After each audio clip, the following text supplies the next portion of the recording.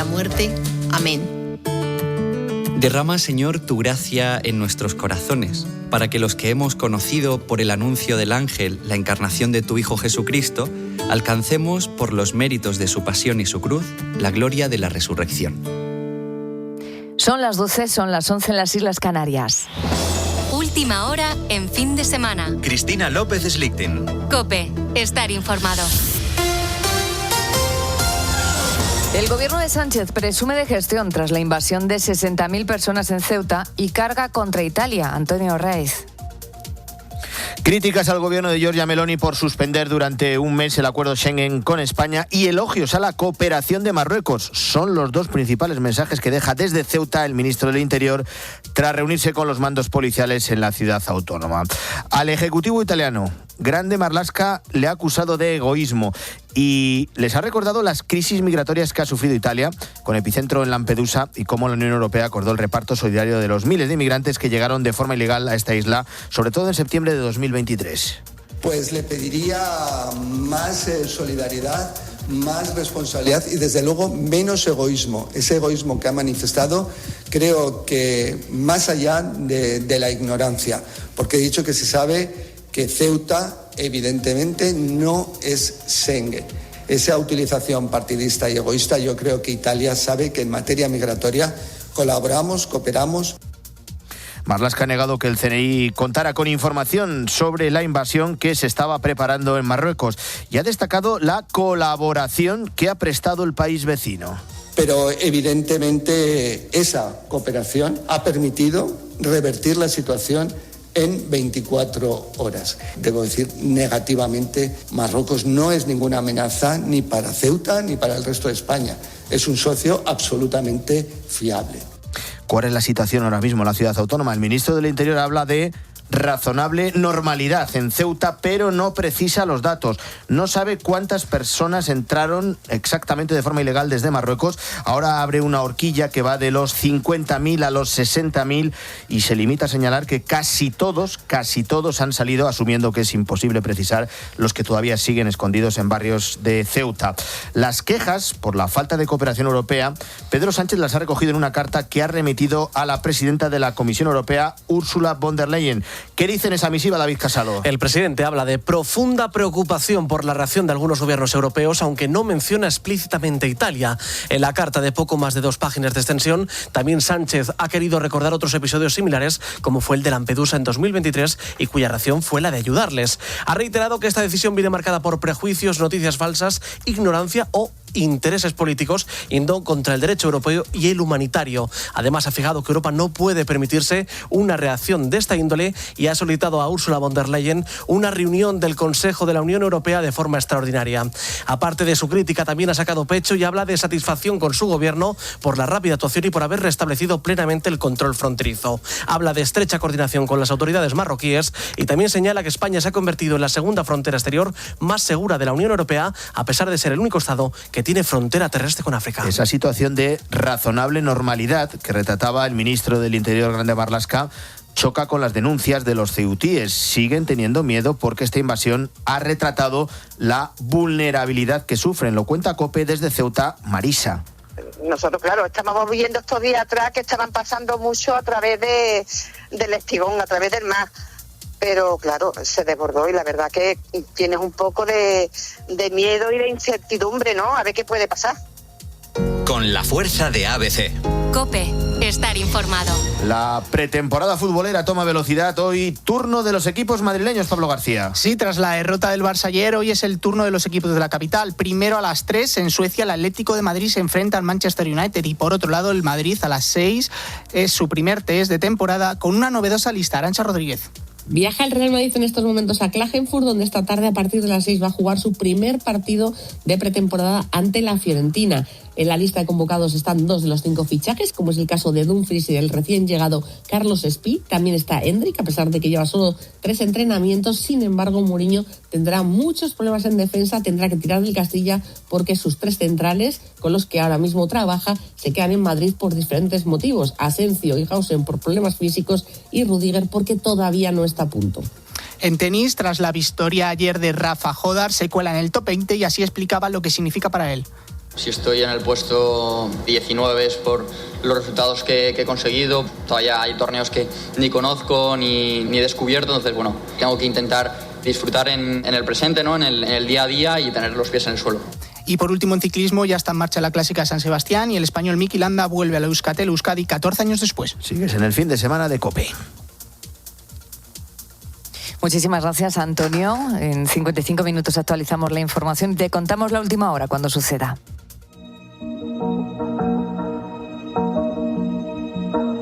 Fin de semana. Cristina López Slichting. COPE. Estar informado. Entre el jueves y el viernes, 60.000 jóvenes marroquíes cruzaron la frontera por el espigón que separa Castillejos de Ceuta. 24 horas después, 50.000 volvieron a su ciudad de origen y 67 fallecieron en el intento. Estamos recogiendo el resultado de una de las mayores crisis migratorias que ha sufrido España y en concreto la ciudad de Ceuta en los últimos años. La última nos lleva hasta el 2021, donde entonces fueron 8.000 personas las que cruzaron la frontera en 2 días. 6 años después, la magnitud del episodio, como verás por las cifras, ha sido todavía mayor. Con el paso de las horas, las autoridades marroquíes recuperaron el control de la frontera y miles de personas emprendieron el camino de regreso. Pero la pregunta que sigue en el aire sigue siendo la misma. ¿Qué hay detrás de todo esto? Estamos ante un episodio espontáneo, ante una crisis utilizada con el claro objetivo político de Marruecos de presionar al Estado español. Quien mejor conoce lo que ocurre al otro lado de la frontera es Beatriz Mesa, corresponsal de COPE en el norte de África. Bea, ¿qué tal? Buenos días. Hola, ¿qué tal? Muy buenos días. Muy buenos días, Beatriz. Ayer te escuchaba con los compañeros de La Linterna y una de las cosas que más me emocionó es cuando pusiste el foco en esas madres de esos jóvenes marroquíes que esperaban al otro lado de la frontera el regreso de sus hijos con la fotografía de ellos para ver si alguien les había visto, les había identificado. Muchas de esas madres ni siquiera sabían de las intenciones de sus hijos de irse al otro lado de la frontera. La situación ahora es muy distinta. Hace un ratito contábamos que en Ceuta poco a poco se va recuperando la normalidad y ese flujo de jóvenes que antes ocupaba las calles de Ceuta es el que está ahora en Castillejos y desde ahí pues desplazándose hacia las ciudades de origen de estos chavales. Digo chavales porque la mayoría eran hombres y mujeres, sobre todo hombres muy jóvenes, algunos adolescentes. Exactamente. Así es, Beatriz. Mira, yo he dejado el casco urbano de Castillejos, en donde, como venía explicando en las últimas horas, hay una concentración importante de miles de ellos que salían de Ceuta o del Paso de Tarajal, y he vuelto al Espigón, desde donde han saltado en los últimos días los miles de jóvenes marroquíes buscando la playa de Ceuta. Aquí ahora mismo sigue habiendo una concentración pequeña, hay que decir, porque hay muchos furgones de fuerzas auxiliares y gendarmes pendientes de estos jóvenes que no se van a lanzar al mar, están aquí sobre las rocas, no se van a lanzar al mar, sino que simplemente están reorganizándose para volver a la ciudad. No sé si lo estáis viendo, ¿no? Hay tensión, obviamente, hay tensión, pues entre otras razones porque no se puede perder la guardia, ¿no? Los agentes de las fuerzas auxiliares están aquí pendientes de los movimientos de los jóvenes. Y la imagen la más próxima que tengo, Beatriz, es las de furgonetas que están llegando con decenas de basureros y de basureras, porque aquí, en plena frontera de Tarajal, donde me sitúo, hay muchos coches calcinados, porque hubo enfrentamientos entre jóvenes y autoridades. Hay muchísima basura acumulada de esos más de 40.000 y están ahora recogiendo toda la basura. Al mismo tiempo que los jóvenes están siendo disuadidos, como explico, Beatriz. Esta es la imagen de última hora. Lo que nos preguntamos muchos es qué hay detrás de esa apertura de la frontera entre Marruecos y España, porque esa laxitud por parte de las fuerzas de seguridad de Marruecos. Se habla de varias teorías, a lo mejor es un poco de todo. Se habla del acercamiento y la visita reciente de Pedro Sánchez a Argelia para las negociaciones con el gas. Se habla también de la reciente sentencia del Tribunal Supremo que indicaba o prohibía las devoluciones en caliente cuando esos inmigrantes llegan a nado por el mar. Y se habla también de las relaciones de España y el Sahel. ¿Qué opinas? Mira, sinceramente, Beatriz, yo llevo días manejando la tesis en Cadena COPE Y creo que nos estamos acercando a la respuesta política que le está dando Marruecos a esto. Es decir, aunque no sea oficial, pero oficiosamente sí me gustaría deciros a todos y a todas que el mensaje político que el Estado marroquí le está enviando al Estado español, que no se inmiscuya básicamente los asuntos domésticos en lo que tiene que ver con la cuestión del Sáhara. ¿Por qué? Pues porque España lleva debatiendo desde hace meses una propuesta de ley que se ha terminado de aprobar, si no lo recuerdo mal, de nacionalizar a saharauis que nacieron cuando España tenía el Sáhara como provincia española. Es decir, todos los saharauis que nacieron antes de 1977 podrían recurrir, en el caso de que terminara la tramitación, recurrir a la nacionalidad española. Para Marruecos es una erosión de soberanía, porque están inmiscuyéndose en sus nacionales saharauis. Marruecos es un país en donde existen varias identidades, la identidad árabe, la identidad amazigh, la identidad saharaui, todas ellas constituyen el Estado-nación moderno que es Marruecos. El hecho de que los parlamentarios españoles estén pensando sobre el futuro de los nacionales saharauis ha abierto la caja de Pandora, ha removido el pasado colonial, porque fue parte de un proceso colonial, ha removido un dossier oscuro, el dossier de España y Marruecos con respecto a la cuestión del Sáhara. Entonces,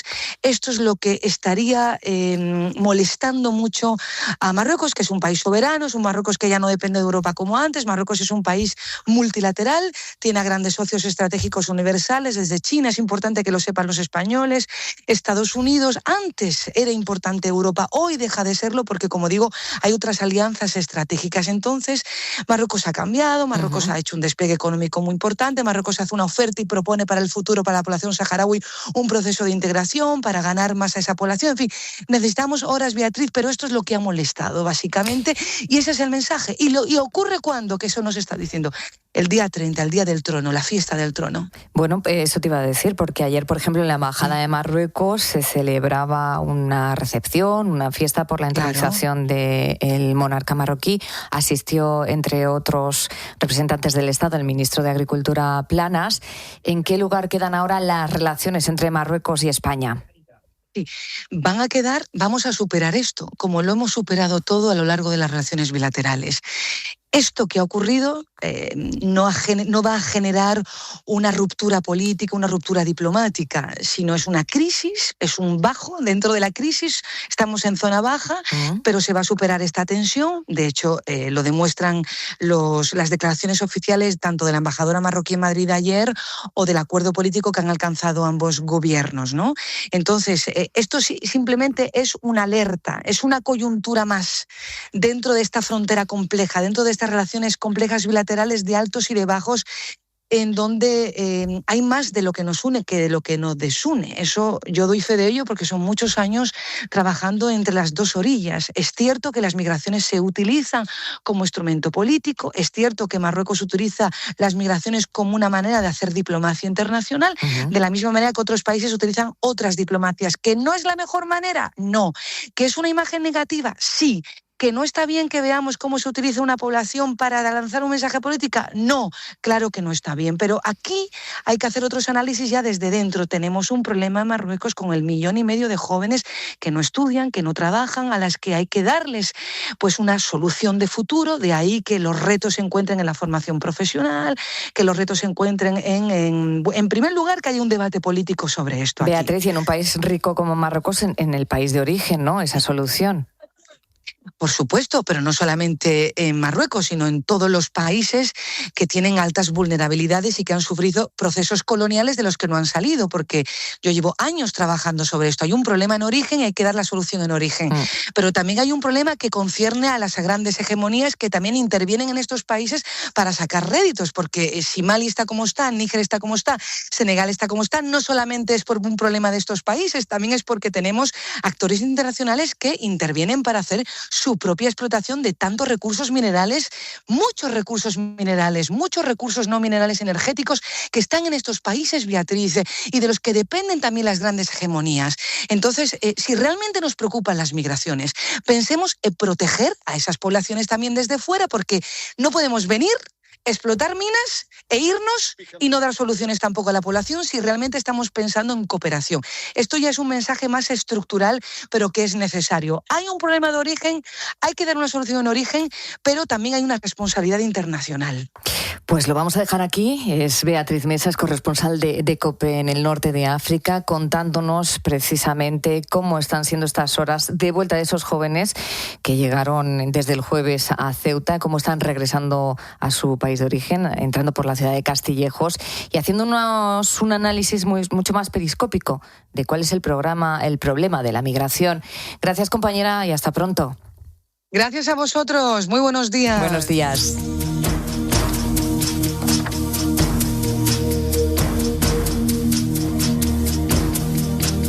Estos días hemos sabido que el legado histórico de don Juan de Borbón, padre del rey emérito don Juan Carlos, emprenderá por fin un camino hacia patrimonio nacional. Durante décadas, miles de estos documentos, fotografías, cartas personales y objetos de enorme valor histórico y familiar permanecían prácticamente olvidados en el desván del Palacio Real. Estaban envueltos, además, en la incertidumbre sobre quién era su legítimo propietario. Ahora un dictamen jurídico interno ha despejado esa incógnita. El archivo pertenece a los hijos de don Juan, al rey emérito don Juan Carlos y a la infanta Margarita, que han decidido cederlo a Patrimonio Nacional para garantizar su conservación y permitir que investigadores y especialistas puedan consultarlo. Pues bien, vamos a conocer más de su contenido con Amadeo Martín Rey Cabieses, que es experto en casas reales, historiador y una voz sumamente autorizada en la materia. Amigo del programa, bienvenido, Amadeo. ¿Qué tal? Muchas gracias, Beatriz. Encantado de estar aquí contigo. Creo que el rey don Juan Carlos trató de acceder a esta documentación de su padre mientras estaba escribiendo sus memorias de reconciliación y no pudo. ¿Qué ha cambiado? Así es, era importantísimo, por supuesto, para don Juan Carlos acceder a esa documentación, porque hay documentación tanto, digamos, muy íntima, familiar, como más política, digamos, ¿no? Y los dos tipos de documentación eran útiles. No pudo acceder a esa documentación porque en aquel momento el jefe de la Casa del Rey, bueno, la jefatura de la Casa del Rey, pues no tenía claro de quién era esa documentación y detuvo eso hasta que el último y el actual jefe de la Casa del Rey, el diplomático Camilo Villarino, pues ha decidido pues que se estudiara la propiedad, de quién es la propiedad de quiénes son esos documentos, y se ha determinado que, dado que don Juan de Borbón, que fue conde de Barcelona, jefe de la Casa Real Española, evidentemente, y para los monárquicos fue Juan III, es decir, fue rey de jure de España, pero en realidad nunca reinó de facto, nunca reinó realmente, ¿no? Y por tanto, pues sus documentos pertenecen no al Estado, sino a sus familiares directos y en este caso sus hijos, que son don Juan Carlos, doña Margarita y por supuesto doña Pilar, que ya falleció hace unos años. ¿Hubiera cambiado mucho el libro de reconciliación, las memorias de don Juan Carlos, de haber tenido acceso a estos documentos? Yo no sé, ¿se enfadó? ¿Sabemos si se enfadó cuando se le negó el acceso?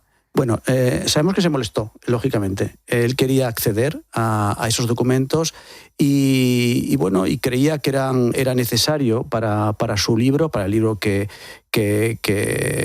realizó, digamos, ayudado por Laurence Debré, y en realidad pues se molestó. Lo que pasa es que ahora ya se ha determinado esa propiedad y, por tanto, no solamente él, sino todos los investigadores, todos los interesados en el tema podrán acceder especialmente a la parte que es más política, más institucional, porque la parte privada continuará en manos de la familia. Es decir, la parte institucional, por decirlo así, pasa a Patrimonio Nacional y estará en el Archivo General de Palacio, que es donde se consultan este tipo de documentos de la familia real española en general, y allí será accesible para todos los investigadores. Llama especialmente la atención que durante tanto tiempo hayan estado metidos en un baúl, olvidados, cogiendo polvo. ¿Cuántas cosas de gran interés que habrá allí que vamos a descubrir ahora? Ojalá hubiera estado en un baúl. Parece que estaban en una caja de cartón no muy protegidos, y de hecho estaban empezando a deteriorarse y con problemas y con peligro de deterioro. Entonces, por supuesto, esa es una de las razones por las cuales se determinó el ver quién tenía que acceder a esa documentación y, por supuesto, preservarla del deterioro, ¿no? Documentos habrá seguramente muchos, ya lo veremos, pero una de las partes, digamos, que podría ser iluminada por estos documentos es, por ejemplo, el momento del manifiesto de Lausanne, o de Lausana, ¿no? En el año 45, en el que don Juan, de alguna manera, bueno, pues se alinea, ¿no?, con las monarquías democráticas, las monarquías parlamentarias, y eso, por supuesto, no le gustó en aquel momento a don Juan Carlos. De hecho, esa fue, entre otras razones, la causa del salto dinástico que se produjo. No olvidemos que en el año 48, con 10 años de edad, don Juan Carlos viene a estudiar a Madrid, estudia aquí, está con un grupo de miembros de la nobleza y de la aristocracia española en Las Carillas, que es una finca de los Urquijo, y ahí está durante un tiempo, y luego, bueno, pues estudia en Madrid, estudia en España, está en las academias militares, y hay, por tanto, un salto dinástico. Se sabe que no siempre fue muy buena ni muy fluida la relación entre don Juan y don Juan Carlos. También se separaron cuando Juan Carlos era apenas un niño. Bueno, ahí habría que decir que hay, digamos, como fechas clave de esa relación, ¿no? Por un lado, por supuesto, el año 48, que hemos dicho que es cuando viene a estudiar a España, después de este acuerdo que hay entre Franco y don Juan. Después, lógicamente, el año 69, que es el salto sucesorio definitivo, cuando don Juan es nombrado sucesor a título de rey de Franco, ante las Cortes Generales, ¿no?, ante todos los procuradores en Cortes, y jura los principios fundamentales del movimiento en ese momento, ¿no? Y ese momento para don Juan fue un momento clave y un momento duro, en el que inicia un momento de frialdad en la relación entre ambos, ¿no?, que poco a poco, y también con la colaboración de su mujer, es decir, de doña María de las Mercedes, doña María, la condesa de Barcelona, pues ayudó a ese suavizar las relaciones entre padre e hijo, ¿no? También hizo lo mismo cuando en el año 56 don Alfonso, el hermano de don Juan Carlos, murió a causa de un accidente fortuito, lamentable, en su casa en Estoril, y por un disparo de pistola que realizó don Juan Carlos, y eso, por supuesto, supuso también un momento muy importante para la familia, y doña María también actuó ahí, digamos, a pesar del dolor y de la depresión que le causó, digamos, del linimento entre los miembros de la familia. Por supuesto, otro es el momento en que él accede a la corona, y fundamental, el año 77, donde don Juan ya por fin renuncia a sus derechos dinásticos en mayo de ese año en la Zarzuela, y se produce de alguna manera una reconciliación ahí entre padre e hijo, definitivamente, ¿no?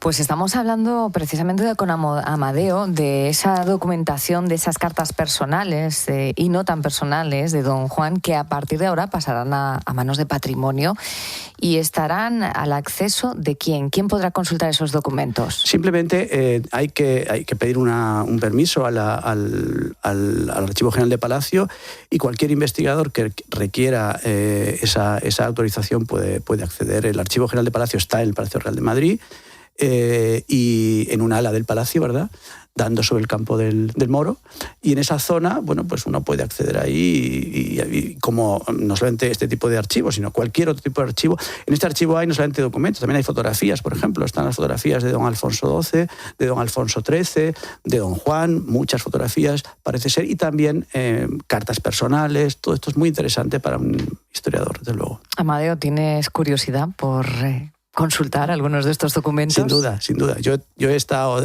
cuando hice mi tesis doctoral hace muchos años en historia, estuve investigando y trabajando en el Archivo General de Palacio, y desde luego, si los fondos del archivo se enriquecen con esto, será un archivo especialmente más interesante todavía. Pues para los estudiosos como Amadeo Martín Rey Cabieses, que es experto en casas reales, que es historiador, es una delicia poder tener acceso al aumento de esta documentación en muchos casos personal, que hemos dicho que la personal pasará a manos de los herederos directos de don Juan. Ha sido un placer tenerte en este ratito de radio una semana más. Gracias, Amadeo. Beatriz. Que vaya bien. Gracias.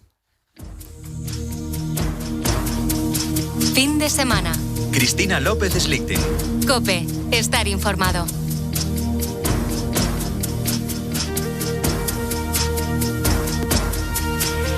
Quiero que me acompañes durante los próximos minutos a un país difícil de explicar, pero quienes lo han vivido coinciden en algo.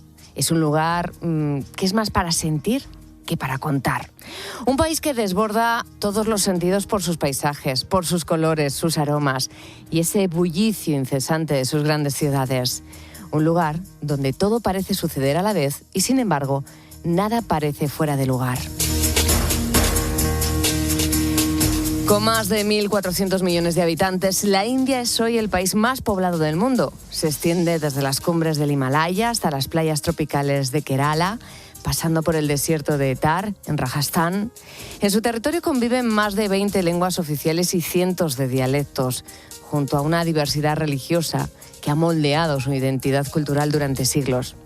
Y es en este escenario donde nos vamos a adentrar durante los próximos minutos en Fin de Semana, y lo vamos a hacer de la mano del escritor, conferenciante y viajero Andrés Pascual, que un verano más nos invita a recorrer el mundo desde otra mirada. En concreto van a ser 5 semanas con 5 aprendizajes para potenciar el entusiasmo, esa actitud que Andrés considera clave en la vida personal y profesional, hasta el punto de dedicarle su libro El poder del entusiasmo. Muy buenos días, bienvenido. Qué alegría un verano más contigo aquí. Qué maravilla viajar contigo, con todos nuestros oyentes, volver a subirnos a esta alfombra mágica, ¿no?, que nos puede llevar de aquí para allá a través de las palabras. En la India encontraste una idea muy simple y muy poderosa, que era la de sonreír porque sí, porque allí la sonrisa no siempre es una consecuencia de la alegría, a veces es el origen. Es un gesto cotidiano que atraviesa la dificultad, que transforma la mirada. Y tanto te cautivó esa manera de estar que incluso varias de tus novelas se han inspirado y se han desarrollado en la India. Sí, empezando por la primera, que era una novela tibetana, El guardián de la flor de loto, pero tenía muchas escenas en Delhi, ¿no?, que se utilizaba ahí como cuartel general de los protagonistas. Luego salté en El sol brilla por la noche en Cachemira, a esta región Cachemira que es preciosa. En la capital, Srinagar, la llaman la Venecia de Oriente, ¿no? Y sin embargo está sumida en una guerra eterna desde hace 80 años con Pakistán. Tiene 1 millón de soldados desplazados en la zona, imagínate lo que es, ¿no?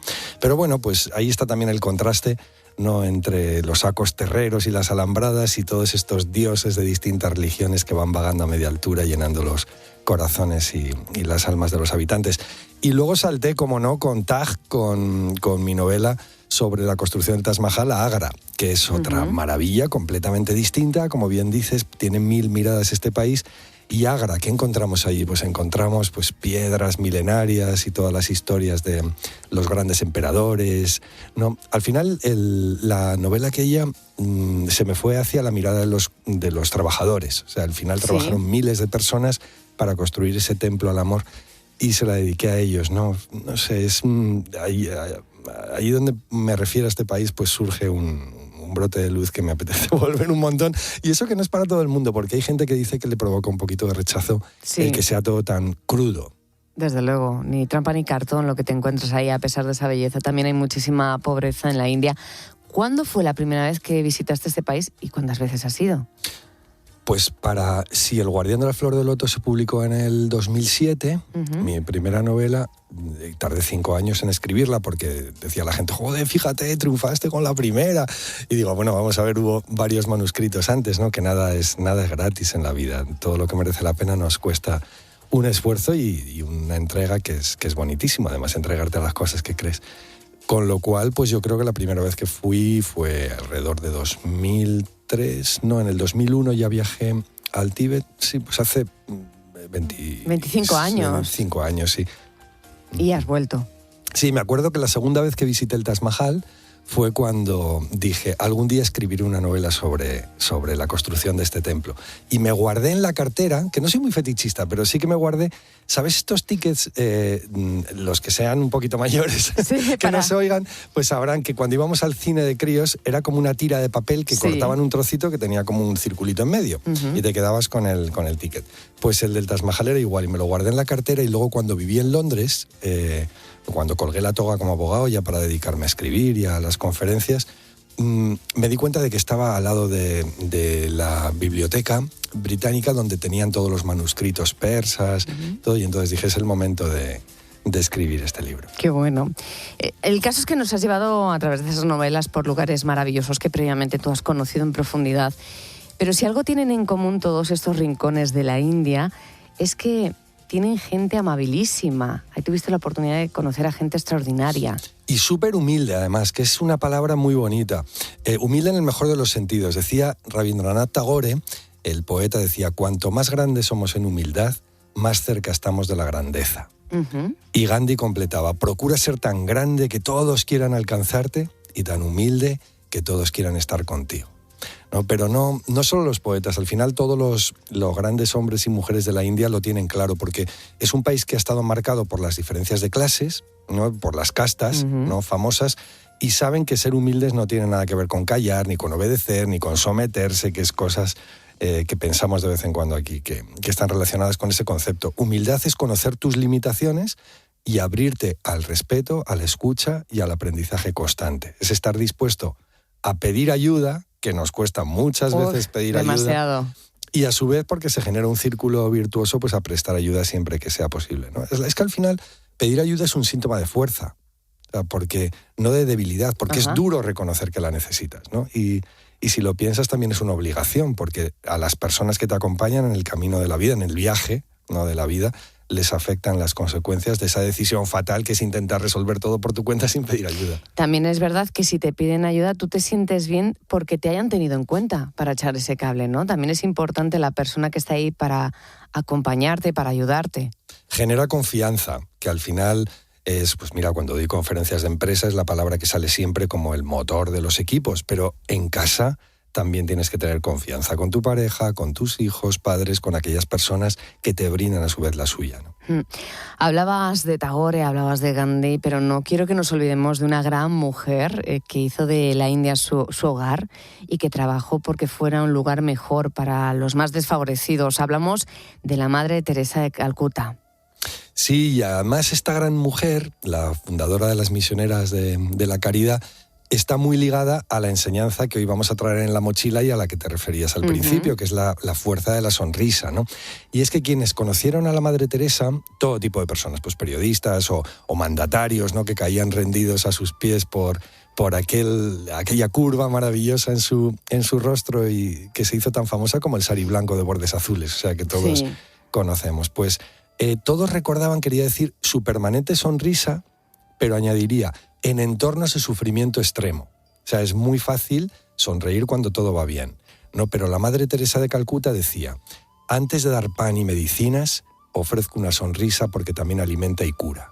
Qué hermoso. Esto es, sonreír es el primer acto de amor, porque no depende de que tengas un buen día, no depende de que todo a tu alrededor sea impecable, sino que depende de tu compromiso con los demás, porque sabes que les estás mejorando el instante, que les estás mejorando la vida. De hecho, sonreír no solo es un síntoma de que estamos bien, ¿no? Hay veces que estamos sonriendo a pesar de que nos estamos cayendo por dentro. Pero los que son expertos en bienestar siempre dicen que es como el interruptor, ¿no? De empezar a estar bien. Aunque nos sintamos mal por dentro, si sonreímos por fuera no puede haber una emoción contradictoria.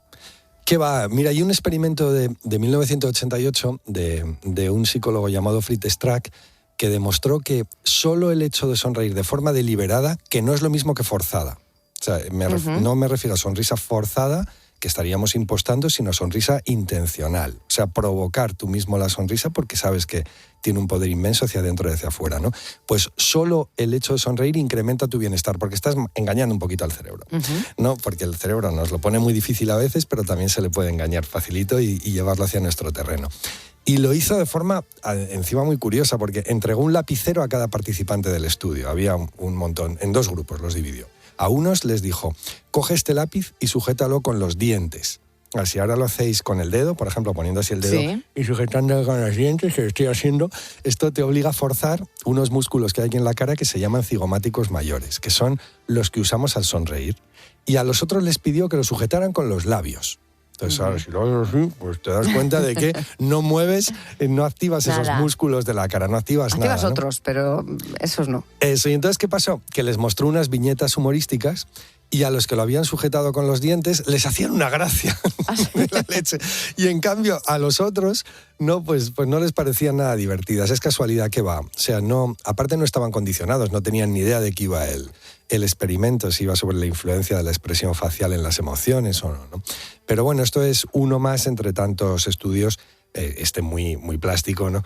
Que acreditan que la sonrisa no solo es un síntoma de que estamos bien, es un potenciador de nuestro bienestar y por ende de nuestro entusiasmo como la actitud positiva más poderosa de todas. Si te acabas de incorporar en esta mañana del fin de semana, estamos charlando con Andrés Pascual. Él es conferenciante, es escritor y es un gran contador de historias. Le encanta contar historias y durante todo el verano nos va a acompañar con una bitácora del entusiasmo que nos va a llevar por diversos países. Hoy estamos visitando la India. Andrés, yo no te voy a pedir que me cuentes un cuento todas las veces que estés con nosotros, pero ¿cómo no vamos a terminar este espacio con un relato estando en la India? Hombre, sí, fíjate. Mira, se cuenta, a ver, una que se me ocurre. En esta misma India fascinante donde trabajó la Madre Teresa, a la que antes nos referíamos, muchos siglos antes, Buda, el Buda histórico, fue abordado por un hombre que estaba lleno de ira, ¿no? Y empezó a insultarlo. Entonces el maestro, lejos de responder con disgusto o con enfado, lo contempló con esa mirada serena que se le presuponía y le ofreció una sonrisa. Sorprendido por esta reacción, el hombre preguntó: ¿por qué sonríes cuando te insulto? Y Buda le explicó: si alguien te ofrece un regalo y no lo aceptas, ¿a quién pertenece? Pues lo mismo ocurre con tu ira. Si no la acepto, sigue siendo tuya, ¿no? Bien hecho. Que podríamos decir también, sonríe, aparte, yendo a un terreno más compasivo, podríamos decir, sonríe aquel que te niega su sonrisa porque será cuando más necesite la tuya. Qué bonito. Es otra cosa. Y es que, bueno, la sonrisa te otorga, por cerrar, el poder de rechazar lo negativo y al mismo tiempo de contagiar todo lo positivo que hay en ti. O sea, seguro que habéis oído esa frase que dice: ríe y el mundo reirá contigo, llora y llorarás solo, ¿no? Que escribió la poetisa William Wilcox. Entonces, bueno, pues yo creo que cerrar con poesía cualquier viaje está muy bien, ¿no? Que es lo que nos aportan también el descubrir mundos nuevos. Pues este es nuestro primer viaje, la India, con un aprendizaje. Sonreír es el primer acto de amor, no depende si tenemos o no un buen día. Seguro que nuestros oyentes están ahora mismo sonriendo o practicando la sonrisa con el lápiz entre sus dientes. Probad, luego os parece todo graciosísimo, aunque las noticias a veces no lo sean, pero bueno. Pero aquí estamos nosotros para contrastarlo, para combatir esas malas noticias, más que contrastar. Bueno, contrastar también las noticias. Siempre. Sonreír es el primer acto de amor, no depende de si estamos o no con un buen día. Ese es el primer aprendizaje de esta bitácora del entusiasmo que nos va a acompañar durante todo el verano con Andrés Pascual, que es autor de libros como El poder del entusiasmo. Si te gusta lo que acabas de escuchar, le puedes seguir en redes sociales. Sí, hombre, siempre estoy ahí con el Instagram, en Andrés Pascual Oficial y en el LinkedIn también, que es la red que utilizo para las conferencias y para otro tipo más corporativo, pero bueno, en cualquier lado que sepáis que las atiendo yo solo. Muchísimas gracias y hasta la semana que viene. Lo mismo digo, estoy deseando que llegue el próximo viaje.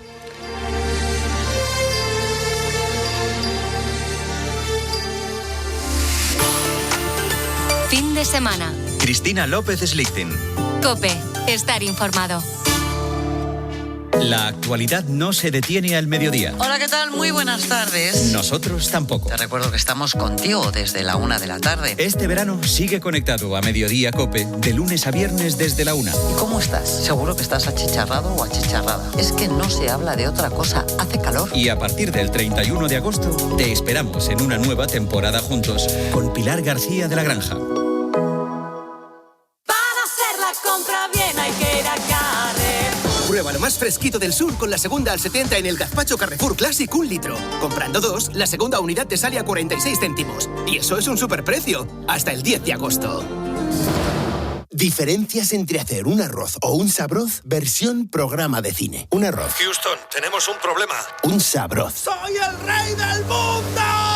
Si vas a hacer un arroz, elige Brillante Sabroz. El arroz que mejor absorbe los sabores y queda siempre en su punto. ¿Vas a hacer un arroz o vas a hacer un sabroz?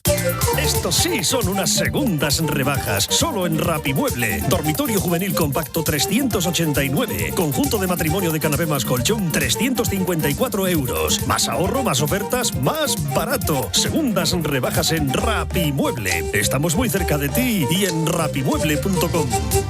Más que 60 consigue un sexy 60% de descuento en tus nuevas gafas. Infórmate en soloptical.com. Soloptical, solo grandes ópticas.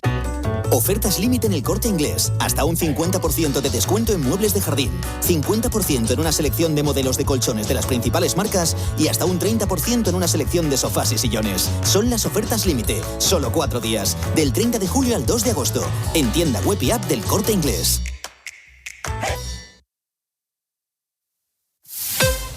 Escuchas Fin de Semana. Y recuerda, la mejor experiencia y el mejor sonido solo los encuentras en cope.es y en la aplicación móvil. Descárgatela. Si estás escuchando este anuncio para que te digamos el precio espectacular y las cuotas increíbles del Volvo XC40, nuestro SUV con todo el diseño, tecnología y seguridad de serie, lo siento, no podemos decírtelo. Ven, averígualo y descubre el XC40 en nuestros concesionarios o en volvocars.es. Financiando con Volvo Cars Financial Services a través de Banco CTLM hasta el 30 de septiembre de 2026. En Alcampo, del 31 de julio al 2 de agosto, tienes el tomate en rama a granel a 1,49 euros el kilo. Oferta disponible en hipermercados, supermercados y alcampo.es, en Península y Baleares. En Alcampo sales ganando. Necesito saber cuál es el valor de mi casa y el valor de mi empresa. Llama a Grupo AT Valor. Realizan tasaciones hipotecarias, valoraciones de empresas, obras de arte, consultoría, herencias. Son muy profesionales, rápidos y económicos. ¿AT Valor? Sí, llama al 986 95 95 o entra en atvalor.com. Grupo AT Valor. Porque te valoramos. ¿Otra vez dándole like a las fotos de las vacaciones de los demás desde tu sofá? Que el seguro no cambie tu forma de disfrutar. Entra en Verti.es, contrata hoy tu seguro de coche y llévate hasta 150 euros de regalo. Verti, la aseguradora digital número 1 de España. Hay 3 cosas imprescindibles para hacer este mes. Relajarte en la piscina, quedar con amigos y renovar tu casa con las ofertas del Leroy Merlin. Porque es tiempo de hacer hogar, ahora tienes hasta un 20% de descuento para pintar, renovar tu cocina, tus muebles de jardín. Consulta condiciones en tienda y web. Más que 60 consigue un sexy 60% de descuento en tus nuevas gafas. Infórmate en soloptical.com. Soloptical, solo grandes ópticas. Vale, como empresa tengo que cumplir la nueva normativa de envases y para eso están los scrap. Me hago un Excel, los comparo, leo la letra pequeña, llamo a mi gestor de residuos, pido una reunión. Tranquila, yo entré en Genci.es, hice clic, clic, clic y ya estoy cumpliendo la ley. Y sin cambiar mi operativa ni la de mis clientes. ¿Así sin más? Claro, Genci se encarga de todo. Hazlo fácil, hazlo Genci y hazlo ya. Podrás desconectar de todo, menos de COPE. Estamos en una cata de agua en directo. Yo creo que es mineral. ¿Agua corriente o mineral? Creo que es mineral. Este verano, la tarde de COPE, de lunes a viernes de 3 a 7. ¿Qué referencia viajuna acabas de tener? Yo que no sé cómo me acuerdo yo. Johnny Bismuller. Así lo pronunciamos. Y a partir del 31 de agosto, te esperamos en una nueva temporada juntos con Pilar García Muñiz.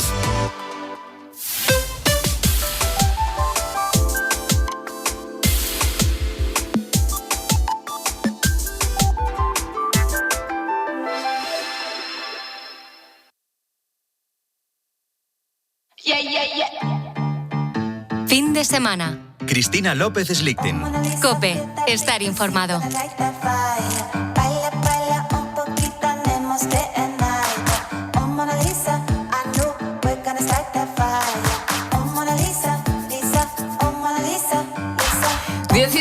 Para llegar a la 1 del mediodía, 1 hora menos si nos escuchas desde las Islas Canarias. Recibe el saludo de Beatriz Perzotín en nombre de todo el equipo de Fin de Semana.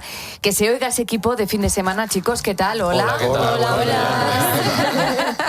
Que se note que el estudio de repente se ha llenado. Bueno, vamos a hablar de moda. Durante mucho tiempo la ropa ha sido nuestro lenguaje, yo creo que sigue siendo nuestro lenguaje, ¿no? Sin necesidad de hablar, decía quiénes éramos, quiénes somos, a dónde vamos y qué importancia tiene cada momento. Teníamos un armario que era para trabajar, teníamos un armario para salir, otro para una boda y hasta un armario para ir con ropa cómoda de viaje. Pero es que hay algo que ha cambiado. Hoy es habitual vernos con traje y zapatillas de deporte, con ropa deportiva durante todo el día, o invitados que acuden a una boda vestidos casi igual que irían a una comida o a una barbacoa con amigos. La comodidad se ha impuesto, se ha convertido en uno de los grandes valores de nuestro tiempo y las fronteras entre lo formal y lo informal yo creo que se han diluido un poquito. Esta semana además ha habido un detalle aparentemente anecdótico que ha reabierto este debate. El marido, el flamante marido, el recién estrenado marido de la periodista Susana Griso, se casó con una guayabera rosa, una elección que para algunos era perfectamente coherente, bueno, con lo que los novios habían dicho, habían pedido que vinieran vestidos para un enlace informal. Pero para otros, sin embargo, rompía con lo que se esperaba de una celebración de este tipo.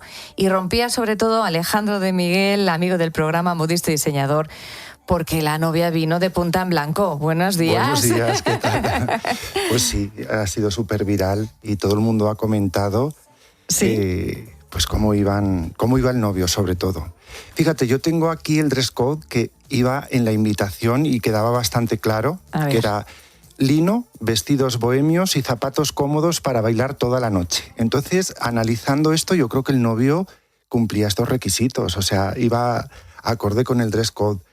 Sí que es cierto, yo creo que esta vez el secreto mejor guardado no ha sido el traje de la novia, creo que ha sido el traje del novio, porque si Susana hubiese intervenido en la elección del traje, seguramente hubiese elegido otro tipo de atuendo.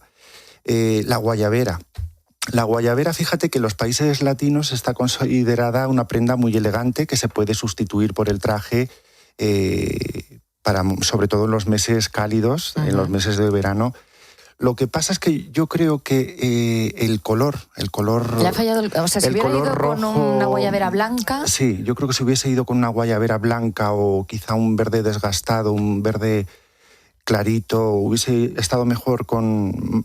Es que, claro, cuando aparece la novia radiante, que parecía como una diosa griega, yo creo que ha sido Susana quizá la que ha incumplido las normas del propio dress code que ella marcó. Porque apareció radiante con un vestido maravilloso. Hay que tener en cuenta que Susana tiene un físico espectacular, estaba muy bien peinada, muy bien maquillada y un vestido maravilloso, palabra de honor, con la parte de arriba como encorsetada, lleva un cordón en la espalda y esa parte como todo de la cola con godés, yo creo que era un vestido muy elegante, pero quizá no para esta boda que ella marcó los límites. Alejandro de Miguel sabe perfectamente cómo vestir a una novia porque tiene unos trajes de novia espectaculares, tiene un gusto para vestirlas impresionante y claro, yo decía, es que Alejandro nos tiene que comentar un poco el tema del código de etiqueta, ¿no? En esta boda tan singular.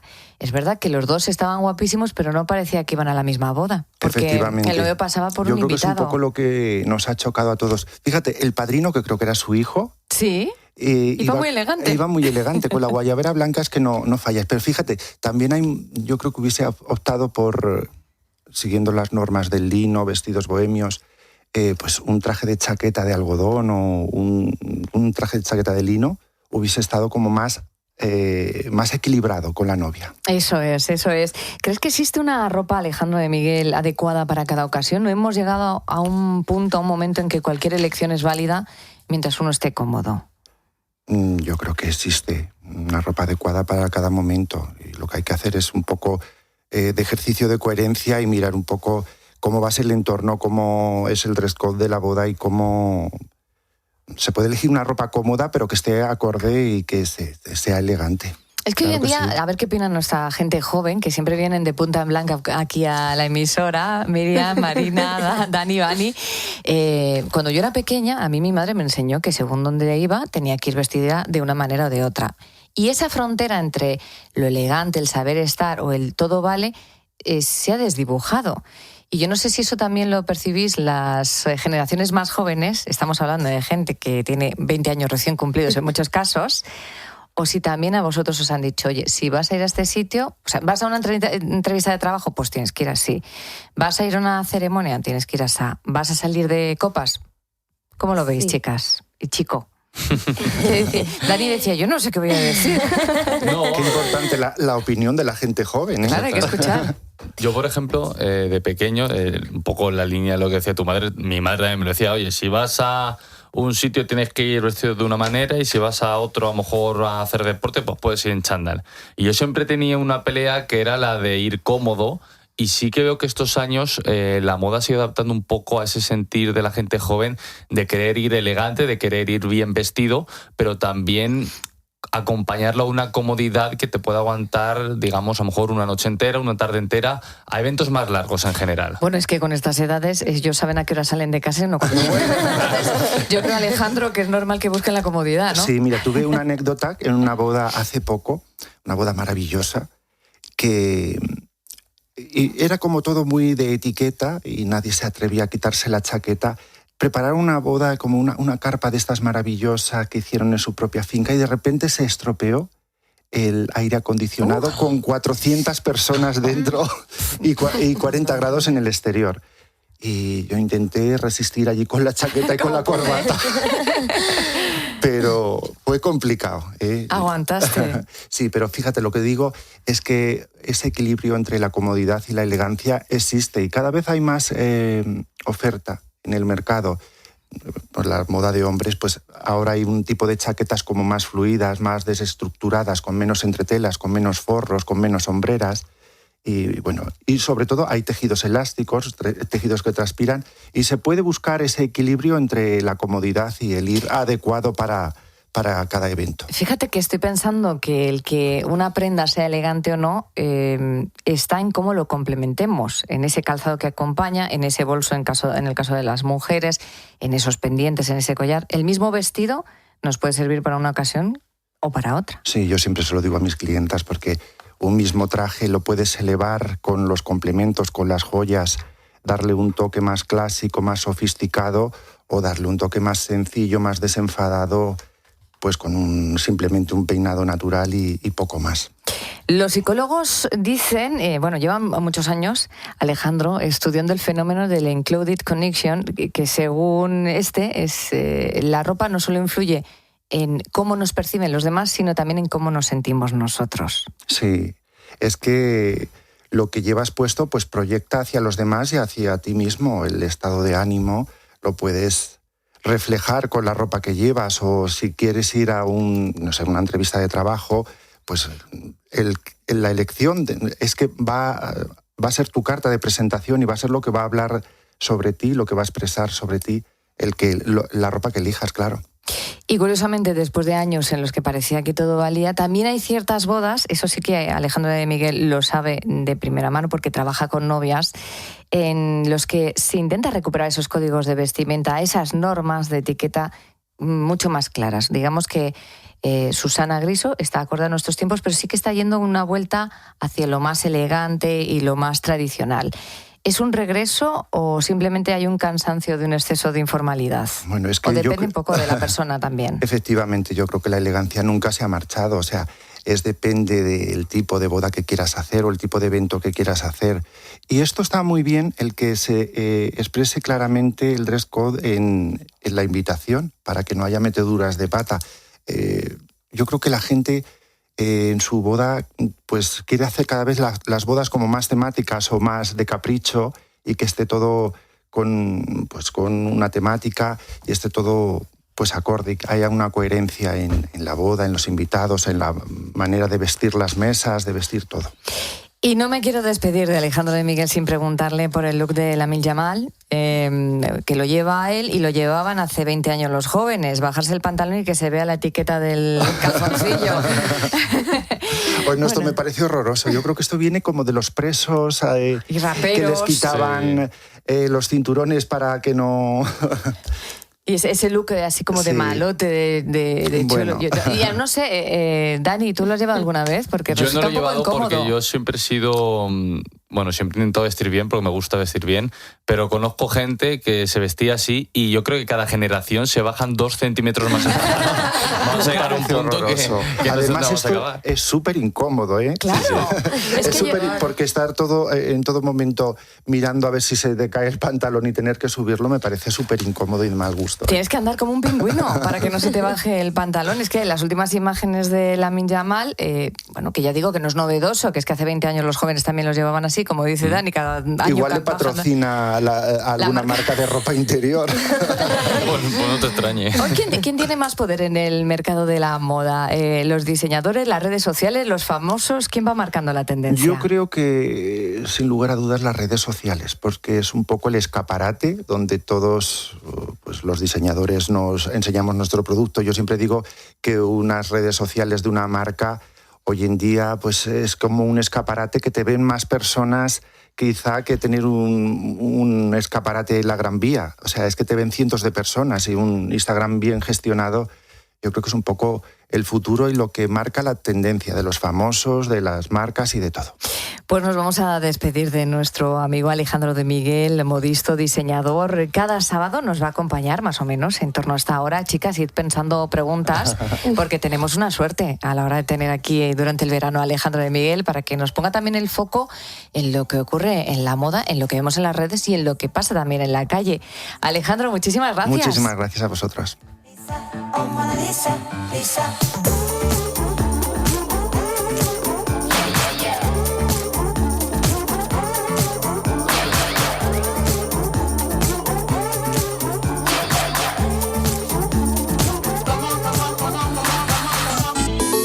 Escribe a Cristina López Slichting. Busca Fin de Semana COPE en Instagram y encuéntranos en Facebook como Cristina Fin de Semana. O mándanos un mensaje de voz por WhatsApp al 666 55 40 00. Diferencias entre hacer un arroz o un sabroz, versión información del tiempo. Un arroz. Borrascas, frío y granizo. Un sabroz. Temperaturas muy agradables. Un día para disfrutar. Si vas a hacer un arroz, elige Brillante Sabroz. El arroz con el que siempre quedas bien porque queda siempre en su punto. ¿Vas a hacer un arroz o vas a hacer un sabroz? Los fines de semana siempre traen cosas buenas, y más en verano. Por eso con Repsol, los fines de semana del 17 de julio al 30 de agosto, ahorras el doble de saldo en tus repostajes, hasta 45 céntimos litro. Porque si tienes la luz, el gas y más energías contratadas con nosotros, ahorras hasta 40 céntimos litro. Y si además pagas tus repostajes con la tarjeta Wilet, sumas 5 céntimos litro más de saldo adicional a tu ahorro. Más información en Repsol.es. Repsol, con toda la energía. Está muy bien que llevar la medallita del patrón de Guadarrama de Jalón colgando del espejo retrovisor de tu coche te dé seguridad. De verdad, muy bien, ¿eh? Pero a nosotros, seguridad, lo que es seguridad, nos la da que lleves la V16 conectada en la guantera. Porque además de señalizar tu vehículo cuando estás parado en carretera, informa al resto de conductores. Recuerda, no salgas a la carretera sin la V16 conectada en la guantera. Obligatoria para tu seguridad. Dirección General de Tráfico, Ministerio del Interior, Gobierno de España. Compra bien, hay que ir a Carrefour. Dale un respiro a tu bolsillo este verano con nuestros precios imbatibles, como la costilla de cerdo a un precio imbatible de 4,89 € el kilo o el melón entero piel de sapo a un precio imbatible de 75 céntimos el kilo. Hasta el 2 de agosto. Para hacer la compra bien hay que ir a Carrefour. Escuchas Fin de Semana. Y recuerda, la mejor experiencia y el mejor sonido solo los encuentras en cope.es y en la aplicación móvil. Descárgatela. ¿Quieres reducir tu gasto energético? En Leroy Merlin te ayudamos con nuestras soluciones para aislar, climatizar, generar y controlar tu energía. Y te damos asesoramiento, facilidades de pago, transporte e instalación. Haz tu hogar más eficiente y ahorra. Porque cuantos más hogares eficientes hagamos, más sostenible será el hogar de todos. Leroy Merlin. En Alquiler Seguro queremos hablarte claro. Si eres propietario y te inquietan los continuos cambios normativos que provocan inseguridad jurídica, no estás solo. En Alquiler Seguro no solo te garantizamos el cobro el día 5 de cada mes, también te acompañamos y asesoramos jurídicamente. Rompe el miedo al alquiler. Entra en alquilerseguro.es. Meter la maleta, la tuya, la suya, la de tus hijos, sombrillas, toallas, abanico y crema de sol. ¿Has cogido el bañador? Has cogido bañador. Rotonda, salida, atasco, 20 kilómetros, 90, 200, que si tengo hambre, que si tengo sed. ¿Cuánto falta? ¿Cuánto falta? ¿Cuánto falta? ¿Cuánto falta? ¿Cuánto falta? ¿Cuánto falta? Y... una estación de servicio Repsol. Uf, qué bueno es parar. Sobre todo cuando tienes buen café, tus chocolatinas favoritas, irresistibles bocadillas de jamón y los mejores servicios en carretera. Se hace camino al parar. Repsol. 5, 6, 7, 8. ¡Valorado! Así es el seguro de moto de Línea Directa. Uno de los mejor valorados en España. Cámbiate y te mejoramos el precio de tu seguro directamente. Llama al 917-700-700 o entra en lineadirecta.com. Para hacer la compra bien hay que ir a Carrefour. Prueba lo más fresquito del sur con la segunda al 70 en el gazpacho Carrefour Classic 1 litro. Comprando 2, la segunda unidad te sale a 46 céntimos. Y eso es un superprecio. Hasta el 10 de agosto. España es campeona del mundo y en HR Motor lo celebramos contigo. Con hasta 10.000 euros de descuento en vehículos de ocasión y cientos de coches con entrega inmediata desde 150 euros al mes. SUV, híbridos, urbanos, elige el tuyo. Ven a uno de nuestros 35 centros o entra en hrmotor.com. Hay muchas formas de contar la actualidad. Esta es la nuestra. Detrás de cada cartel de cerrado, se alquila, se traspasa, se esconde la historia de una familia. Este verano sigue conectado a la linterna de COPE, de lunes a viernes desde las 7. Y a partir del 31 de agosto, te esperamos en una nueva temporada juntos con Ángel Expósito.